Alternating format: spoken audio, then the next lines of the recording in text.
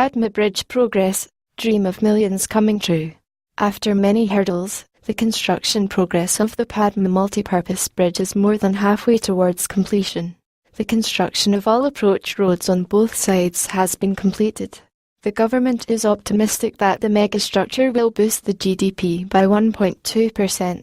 The construction work of the country's largest bridge began on December 12, 2015.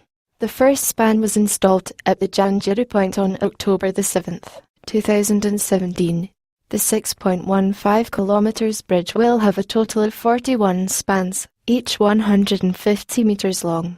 According to the engineers concerned, a total of 41 spans will be installed on 42 pillars, along with Bangladeshis, Chinese, American, British, Indian, and Japanese are working on the project. The Padma Bridge will not only ease communication between Dhaka and the southern part of the country but also change the economic landscape. The dream of millions of people in the southern region of Bangladesh is coming true.